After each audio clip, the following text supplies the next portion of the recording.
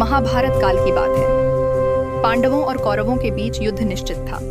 इसी समय एक महान योद्धा थे बर्बरीक, जो घटोत्कच के पुत्र और भीम के पौत्र थे। उनकी माता का नाम मोरवी था। बर्बरीक अत्यंत शक्तिशाली, दयालु और धर्मनिष्ठ थे। उन्होंने कठोर तपस्या करके भगवान शिव को प्रसन्न किया और उनसे 3 अमोघ बाण प्राप्त किए। इन 3 बाणों की शक्ति अद्भुत थी। पहला बाण शत्रुओं को चिन्हित करता, दूसरा बाण मित्रों को पहचानता और तीसरा बाण केवल शत्रुओं का संहार कर देता। इन बाणों से युद्ध कुछ ही क्षणों में समाप्त हो सकता था। जब बर्बरीक को महाभारत युद्ध की जानकारी मिली तो उन्होंने निश्चय किया कि वे युद्ध देखने जाएंगे और जो पक्ष हार रहा होगा उसी का साथ देंगे। यह सुनकर देवताओं में चिंता फैल गई, क्योंकि यदि बर्बरीक युद्ध में उतरते तो युद्ध का संतुलन बिगड़ जाता। भगवान श्री कृष्ण ने इस रहस्य को समझा और ब्राह्मण का वेश धारण कर बर्बरीक से मिलने पहुंचे। श्री कृष्ण ने उनसे उनके बाणों की शक्ति के बारे में पूछा। बर्बरीक ने गर्व नहीं बल्कि सरलता से सब कुछ बता दिया। श्री कृष्ण ने परीक्षा लेने के लिए कहा, यदि तुम्हारे बाण इतने ही शक्तिशाली हैं तो इस पेड़ के सभी पत्तों को भेद कर दिखाओ।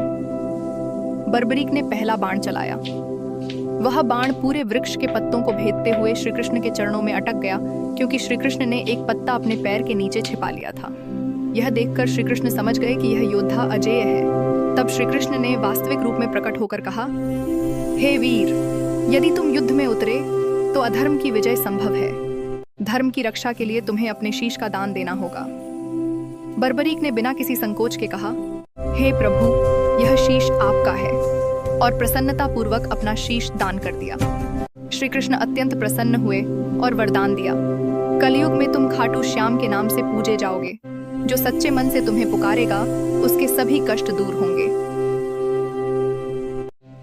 बर्बरीक का शीश एक ऊंचे स्थान पर स्थापित किया गया, जहां से उन्होंने पूरा महाभारत युद्ध देखा। युद्ध समाप्त होने के बाद उनका शीश सम्मान पूर्वक पृथ्वी में स्थापित किया गया। कालांतर में यही स्थान खाटू कहलाया। समय बीतता गया, कलयुग आया। एक दिन एक ग्वाले को अपने खेत में अजीब सी रोशनी दिखाई दी। खुदाई करने पर वहां से एक दिव्य शीश प्रकट हुआ।